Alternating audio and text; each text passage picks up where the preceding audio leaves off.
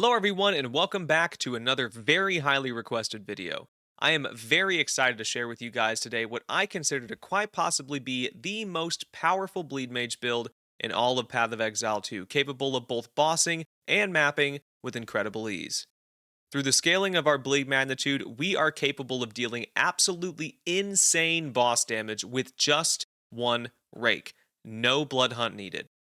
I have divided this video into multiple chapters going relatively in-depth without explaining every minute detail, so feel free to skip around the chapters to help you get this build online quicker. Before we get started with anything for the build, I do want to say there is a laundry list of people that I'd like to give a little thanks for support in creation of this build, and I'll put their names on screen right now. Thank you guys so much for your help, and without further ado, let's get you guys into shedding some blood, starting with the Ascendancy. So the first stop on our Bloodmage build is the Ascendancy, and we obviously picked the Witch class and we have spec'd into the Bloodmage Ascendancy. The first point that we're going to be allocating is Sanguimancy. Sanguimancy gives us access to life remnants. Life remnants are these little tiny balls that show up on the ground when you kill enemies, which bolster your overall life pool. Life remnants is also very necessary to ensure the survivability of this build, and an otherwise squishy character class. The next one that we're going to go to is Blood Barbs, and Blood Barbs causes all bleeding that we do to curse targets to be aggravated.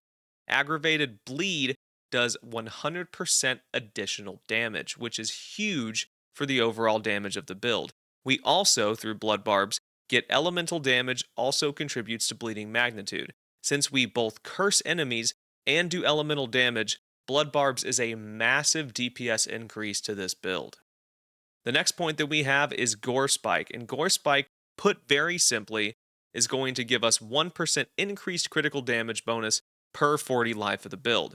Since we have almost 2,000 life, 1,936 to be exact, we are getting almost 50% increased critical damage bonus from just this node on our Ascendancy tree. The last node that we have is Grasping Wounds, which, also, put very simply, just increases the survivability of the build. Since it makes us take damage over time versus all at once, and our character overall, this class overall, is quite squishy, this is a very necessary node to ensure that this character stays alive. Alright, so the second chapter of our build guide here is the skill gems, and I want to start off by saying this is probably going to be a very long portion of this video, as I do plan on going over every single skill and every single support gem within those skills.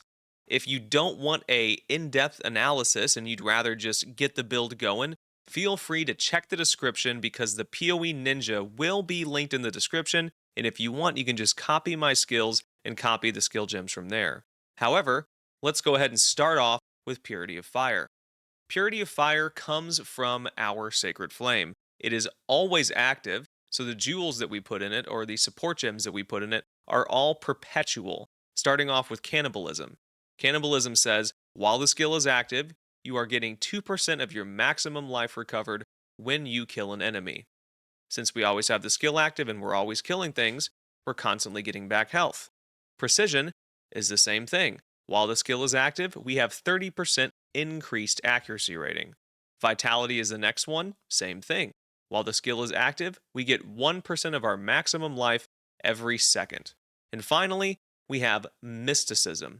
And Mysticism is a bit of a weird one to put into your Sacred Flame, but I'm going to explain as to why we do this later on. However, for the time being, just know that you deal additional spell damage while your energy shield is full. This is very useful for us when we are mapping specifically and has little to no effect on bosses whatsoever. Our second skill that we get from our Ascendancy is Life Remnants. And within Life Remnants, we have Dissipate, which actually makes the little Life Remnant things go away quicker, but have 35% more effect, so more life that we gain from them, and also Magnetism, which lets us pick them up from further away.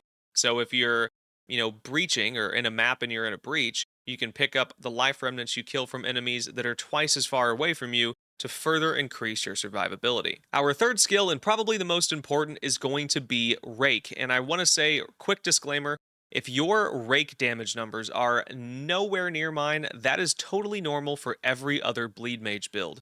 Having 169,000 to over almost 200,000 Rake damage is incredibly uncommon unless you're running this variation of this build. With that being said, I also have level 27 rank. I have a corrupted skill gem here, and I get 6 additional levels from other things in my skill tree, and we'll go over those in a little bit of time. For the jewels that we have in Rake, we have Concentrated Effect, which ultimately gives us 30% more damage. We have Concoct and Ambrosia, which steal flask charges, and we'll go over the flasks later on. They steal flask charges to increase the damage of Rake. We have Momentum, which says that if we are further than 2 meters away and we Rake, we get an additional 40% of damage. And if you know how Rake works, Rake scales up to 2 meters, so this is in complement with that. So if we walk 2 meters back and we attack a boss, we're going to do a lot more damage with Momentum and just how Rake works. Finally, we have Overextend, and I have done a lot of testing with Overextend. I have tried deep cuts, I have tried other things like Execute and also a Deepest Tower, and I have found Overextend to just be the best jewel to put here. So I have done a lot of testing, I promise. This is going to be the best 5 set of jewels that you can possibly have for Rake, and I guarantee that. For our next skill, we have Lightning Spear, and as you can see, my Lightning Spear has 105,000 damage here, or 274,000 damage there. This is depending on if I am using my shield, which is more of a mapping item, or if I'm using my Sacred Flame, which drastically scales my damage. However, like I said, I usually use the shield because I do map with Lightning Spear. Lightning Spear is our mapping skill. With that being said, let's go over our jewels, and these are going to be pretty cookie cutter for what most Lightning Spear builds have. The first one we have is Volt, and Volt put simply is more movement equals more damage. You get all these stacks up here. If you get 30, you do the most damage. If you throw your spear with like 1 Volt stack, it does basically no damage. So you want to have more Volt stacks to do more damage. We also have Fork, which just says that our projectiles fork when they hit. We also have Primal Armament, which gives us additional weapon elemental damage. We have Martial Tempo, so we attack a little bit faster, or we throw our spear faster. And finally, we have Deliberation, and Deliberation does give us a movement speed penalty, meaning that when we throw our spear, we move much slower. However, since we're stacking Volt stacks and I'm not constantly throwing my spear, the additional 20% damage you get from Deliberation is well worth it.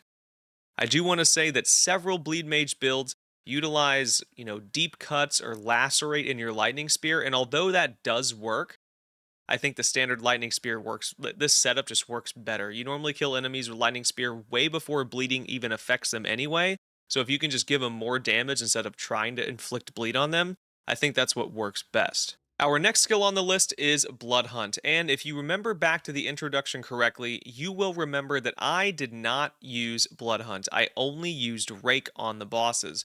This is an entirely personal decision, and using Blood Hunt would drastically speed up any boss kills that you are attempting, especially 6-man party tier 4 pinnacle bosses. As you can see, I was able to kill Zesht with just a Rake, but having a Blood Hunt in there would have made the boss kill much quicker.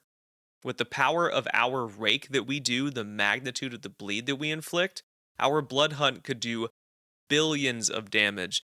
Yes, billions with a B. With that being said, let's see what we have socketed into Blood Hunt. The first thing is Physical Mastery, and Blood Hunt is a physical skill, so we are just giving it +1 level with this gem. The next thing we have is Close Combat, and since we're always going to be right next to a boss, we're getting 25% more attack damage with this particular gem. Elemental Focus is the next one, and if you remember correctly from our Ascendancy, we are scaling bleed magnitude from elemental damage, so we are using Elemental Focus for additional 25% bleeding magnitude. We also have Tear, which allows Blood Hunt to happen twice. With this particular build, this is a completely unnecessary gem socket, but it is pretty much standard in every other Bleed Mage build, so I went ahead and put it in mine. Finally, we have Bloodlust, which is again just giving us an additional 30% more melee physical damage because this is a physical skill and the enemies are bleeding. The next skill on our list is Infernal Cry, and we use Infernal Cry because it drastically scales the damage we do with our Rake through the stacking of Rage. If you look back into the intro, you'll notice that right before I Rake the boss, I War Cry twice and then Rake, and that's the only rotation. It's just War Cry twice, Rake. That's pretty much it. Our gear and our skills and our passive tree do all the heavy lifting. For our Infernal Cry, we have Raging Cry, which says we get rage from enemy power, and we scale enemy power through our shield, the Red Blade Banner, which we'll get into in a few minutes. We also have Enraged War Cry, which basically says we get more damage from the rage that's consumed with the War Cry. We also have Premeditation, which says empowered skills after we War Cry do additional damage, and since we War Cry right before we Rake, Rake is an empowered skill. We also have Rage Forged, which also consumes rage and gives us additional damage as well, which stacks with Enraged Warcry over here. And finally, Second Wind, which gives us not only a second use of Warcry, but also the ability to use both of those uses in much quicker conjunction with one another, which is exactly what we do to quickly build rage stacks and then just rake the boss. The next skill on our list is Berserk, and I'm going to keep this very short and sweet because I don't have anything socketed in Berserk. All this does is it's a perpetual. It makes rage stacks have increased effect, as you can see at the bottom there, and that's it. No socket or nothing, just perpetual skill. Next up on our list is Herald of Thunder, and Herald of Thunder is only used when we are mapping in combination with our Lightning Spear. And before we get into the gem sockets, I do want to say there is nothing overly special about the fact that I have cold gems in my Herald of Thunder. If you find another 5-link somewhere else, it probably works just as well. That being said, I do have Cold Infusion as my first gem socket. It gives me damage as extra cold, which allows me to freeze blast enemies occasionally, especially when impacted by cold conflux. I also have Ambush. This gives you 100% critical hit chance against full life enemies.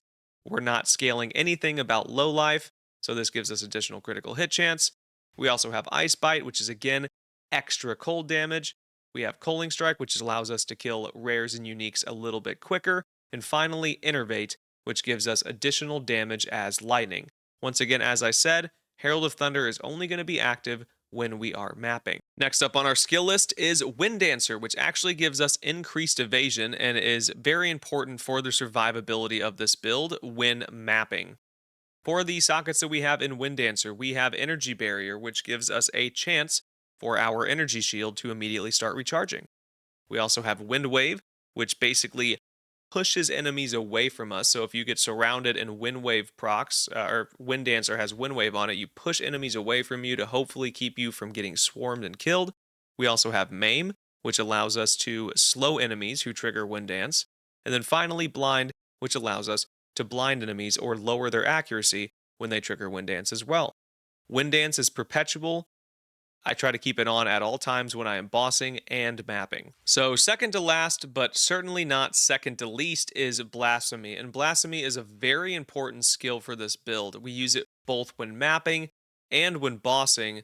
And basically it is a perpetual that costs spirit that allows you to have a constant curse afflicting the enemies that you walk near. So instead of having to constantly cast a curse yourself, Blasphemy just has it perpetual.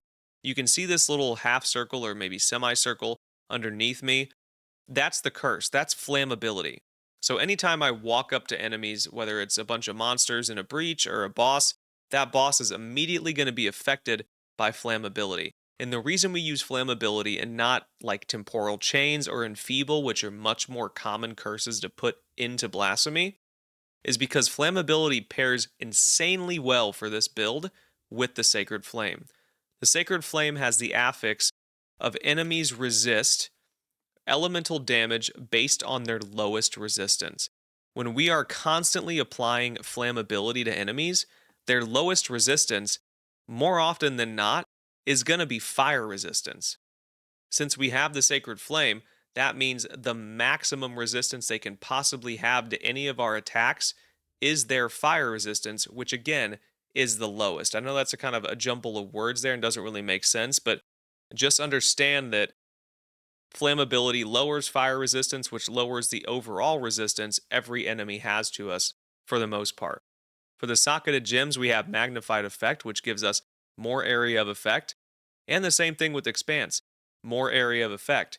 Expanse does have the downside of having 8 seconds to additional cooldown. However, this is perpetual and doesn't affect Blasphemy, so we're just getting additional area of effect for literally no downside. Last, but certainly not least, we have Elemental Conflux, and Elemental Conflux is super freaking cool. I love this skill. Basically, every 8 seconds, I am affected by a random element, and I get 72% more damage with that affected element. Based on how my build is created, all elements are not created equal. For example, cold, I do the least amount of damage with Rake, with Lightning Spear, with Blood Hunt, whatever, when I'm affected by cold. I do the most damage, however, when I'm affected by fire. Regardless of those two things, all of the damage is extra bonus damage. So I highly recommend using Elemental Conflux. I run it for both mapping and bossing, and it is a huge part of this build.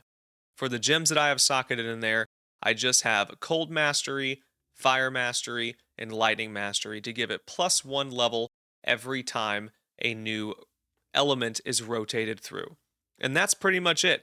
That is all the skills. That is all their support gems. I tried to be as in-depth as I possibly could without taking just oodles and oodles of time. It's time to get into the gear of the build. All right, it is time to get into the gear portion of this video, and we're just going to start off right from the top with our Crown of Eyes. And if you'll notice, we have the Spirit enchant on this, and the reason that we did that is because giving us 26 Spirit, or actually in our case 24 exactly, gives us enough to have Wind Dancer on at all times, regardless of whether or not I use my Sacred Flame or my Red Bait banner. Alternatively, if you don't care about having Wind Dancer on at all times and you only want to use it when you have the Sacred Flame, you could get a 2-socketed version of this helmet and instead put 2 of these Soul Cores in. These are the Soul Cores of Ferocity. They give us additional rage stacks, and if you think back to the skill gems portion of the video that we just had, we build damage off of rage from war cries. So more rage stacks is more damage. You can have a 2-socketed version, get 4 more rage stacks for a little bit more damage. But the reason that we use this helmet is because of the last affix on it. Increases and reductions to spell damage also apply to attacks. The increases in spell damage we scale off of our Tabula Rasa, which we'll get into in just a few minutes. We also have a few other items on here that scale spell damage, and we scale spell damage on our tree. So we are getting a lot of increase to spell damage, which this crown ultimately takes effect from, and then gives us a big damage bonus. The next item on our list is our Tangly Boys, our Tangle Tongues, the quintessential spear that pretty much everybody uses. And what I would say about your Tangle Tongues, because by the way, we have 2, 1 for each weapon set, I would prioritize critical hit chance above critical damage. You want to make sure you have as high a critical hit chance as possible for this build, 100% obviously being what you're aiming for. So I would focus on getting high critical hit chance before getting a double-socketed version. I prefer the double-socketed version, but I have both of them here because I do have 100% critical hit chance without having to get a super high critical hit chance Tangle Tongue like this one right here. The next item on our list is the Sacred Flame Shrine Scepter, and as we talked about previously when we were referring to the Blasphemy skill gem as one of our skills, the Sacred Flame gives us enemies in your presence resist elemental damage based on their lowest resistance. So if something has, 100 fire, 100 cold, and 200 lightning, it's going to only have resistance based on the cold or fire that are 100. Ours is a little rolled over. This is a 67%, which is a little overkill. This build works fine with a 60, it works fine with a 50, it works fine with a 40, but the Sacred Flame is very important for this build, and you absolutely need it. The next item on our list is the Red Blade Banner Heraldic Tower Shield. What a mouthful. The reason that we use this is because of the enemies in presence count it as having a double power affix on the bottom of the shield's affix list there. Basically, since we Infernal Cry and use power to gain rage stacks, since we double that power, we get double the rage stacks, and we build rage much quicker. I recommend getting a 2-socketed version to help you with resistances. I also use this shield primarily for like war crying and mapping if I need a little bit of extra block chance. But yeah, great shield. Weapon set 1, by the way, weapon set 1, Sacred Flames on weapon set 2. Super important that you know that, because when we get to my passive tree, it's going to totally mess things up if you get the weapon sets incorrect. Red Blade Banner is weapon set 1, Sacred Flame is weapon set 2. The next stop on our item list is the amulets, and I'm going to try to make this as concise as possible because it could be a little bit confusing, but as you notice, I have an amulet here, and I have an amulet here. The Ascendancy I strictly use for mapping, and the reason I do that is because if I don't, and I use my bossing amulet here, you will notice that when I swap all my items to get my maximum resistances, which is almost capped, that I lose access to every single one of my skills if I don't have the Ascendancy on. If I do, everything works just fine. Obviously, we can run every single perpetual here if I map with my Sacred Flame, of which I still have decent resistances. However, I do prefer the Red Blade Banner for that extra added cold and just that little bit of block chance. Overall, though, you need the Ascendancy and you need to allocate Jack of all trades. The reason we do this is because Jack of all trades gives us 2% increased damage per 5 of your lowest attribute. At the levels of attributes that we have, this is well over 100% increased damage, which is better than Barbaric Strength, better than Vulgar Methods, better than Heartbreaking, and is a best-in-slot enchantment for the amulet. For our other amulet, this is the one that I primarily use while bossing. It gives us additional melee skills, which affects Rake, spell damage, which we scale through our tree and through our Tabula Rasa, increased life, which we benefit from our Ascendancy, which gives us increased critical damage per 40 life. We have a critical hit chance modifier on this, and also critical damage bonus. Again, allocated with Jack of Trades.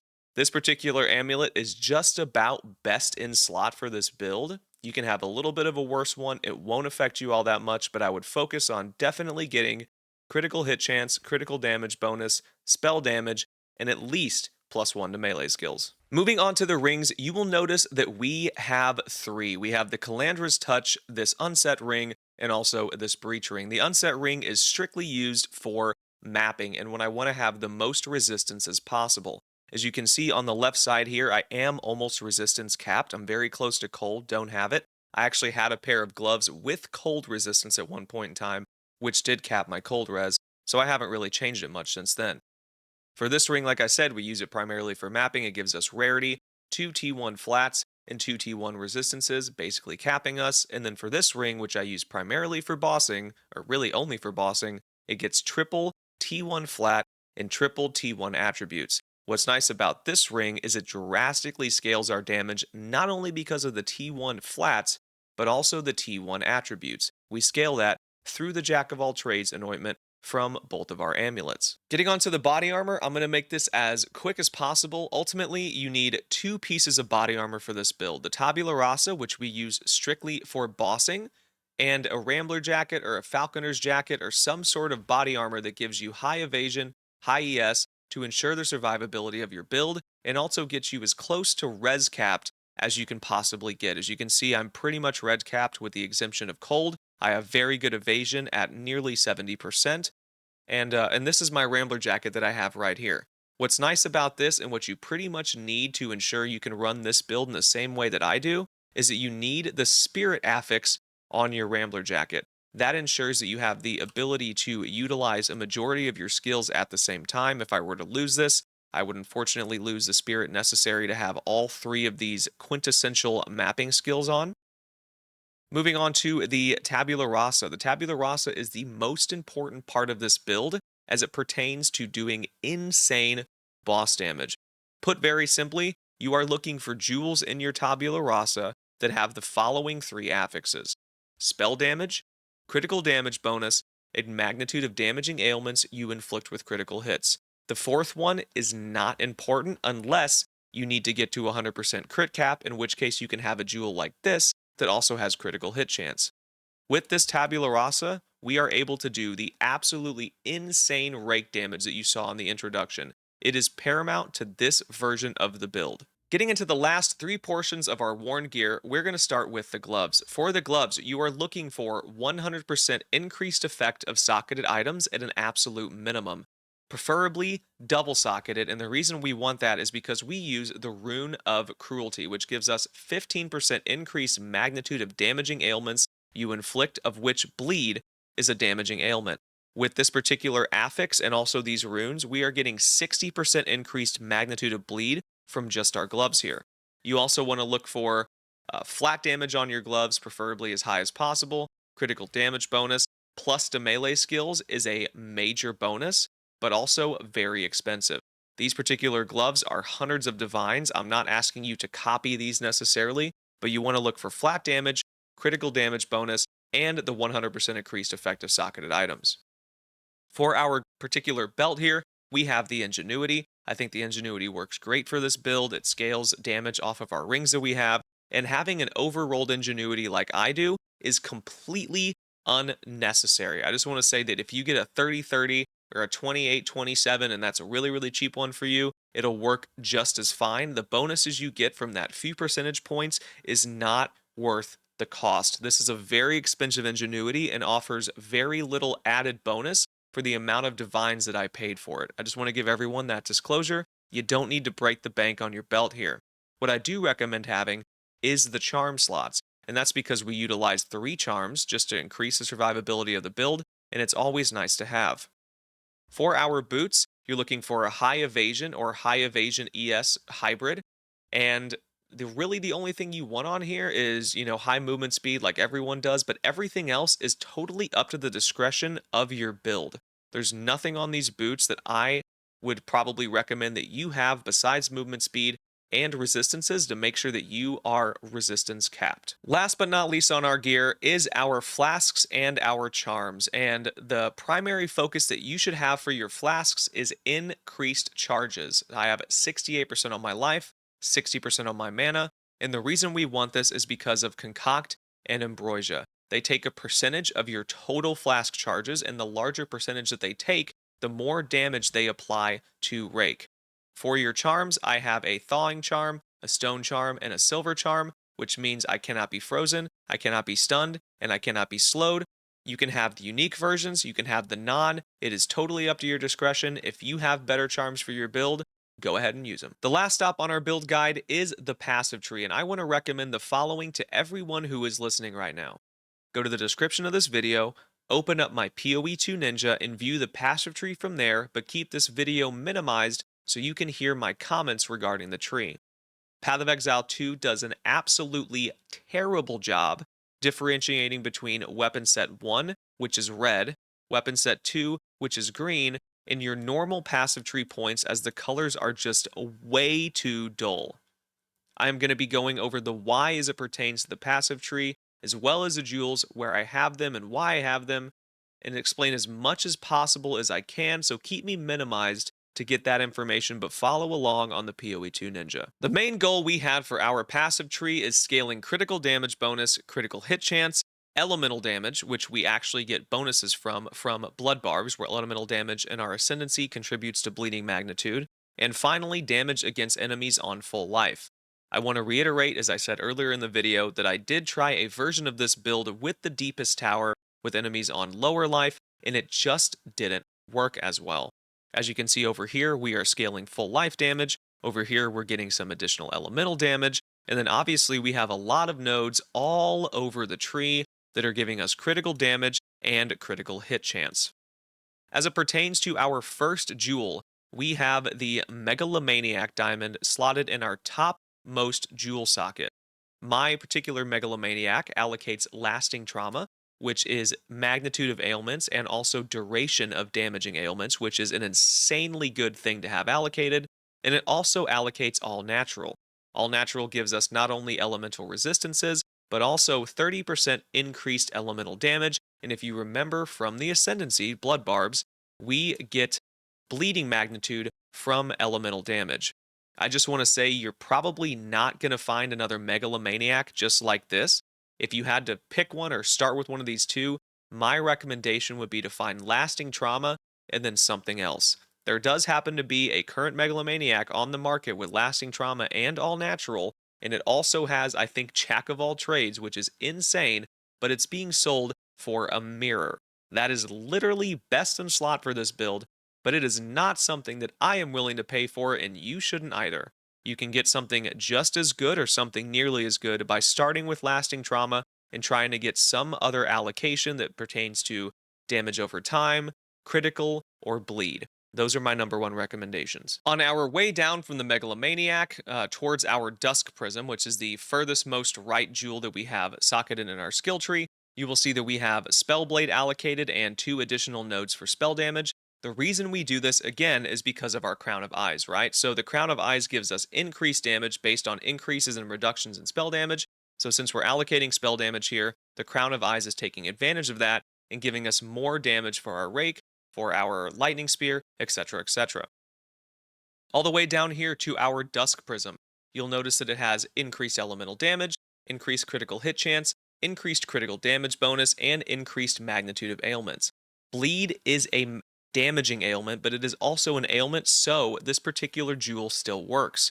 We also get increased elemental damage, which we use through our Ascendancy with Blood Barbs to get bleeding magnitude. So this is a very, very good jewel that increases our critical hit chance and our critical damage bonus and a lot of our bleeding magnitude. And again, it is socketed at the far right side of our skill tree. Coming down from our Dusk Prism to our next jewel socket, which is approximately in the middle of the tree, we have our Spirit Spark Time Lost Sapphire. But before we get to that, we do pass several lightning damage nodes and several evasion nodes that we allocate to Weapon Set 1 to increase our damage and survivability while we are mapping.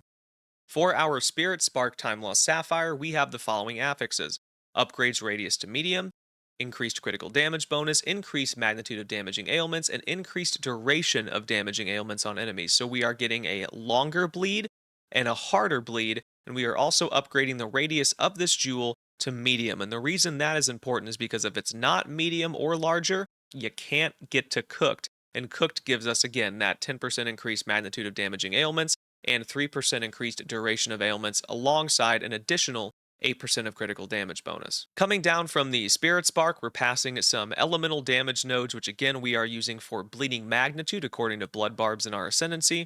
We're passing a bunch of Weapon Set 2 allocations, which are scaling both bleed magnitude and also duration of bleed on all the enemies that we're attacking with the Sacred Flame. Again, Sacred Flame is Weapon Set 2. Once we get down to our next jewel socket, we have a From Nothing Diamond with an allocation that most people do not use. Most people use Mind Over Matter or something along those lines for their From Nothing Diamond, but I use Zealot's Oath, and the reason I use that is because Zealot's Oath, if we go all the way up to the top of the tree here, allows us to allocate Swift Claw, Tough Claw, and Sharpened Claw, which gives us 75% increased attack damage, of which Rake scales off of directly. So, super important to use Zealot's Oath here. I've tried other versions of the From Nothing Diamond, and to my personal opinion, after all my testing, this is the absolute best one. Going over from our From Nothing Diamond, we pass a few additional damaging ailment nodes that again we use for our Sacred Flame and our Bleed, and our final jewel socket that we have is the Prism of Belief with +3 Rake skills. Full disclosure, you do not need a +3. A +3, as a matter of fact, is very, very expensive. 200 divines or more, if I remember correctly. A +2 is probably the best bang for your buck. A +1 also works, but every Rake scale or every Rake level that you get does scale the damage more, so I would recommend socketing that into your final passive skill tree jewel socket. And with all of that, we have come to the end of the build guide. Congratulations on becoming a Bleedmage god capable of killing the hardest of pinnacle bosses with just a basic Rake. Thank you all so much for watching. I hope you enjoyed, or at the minimum, at least learned a few things. Don't forget to like, comment, and subscribe, and I will see you all in the next one. Peace.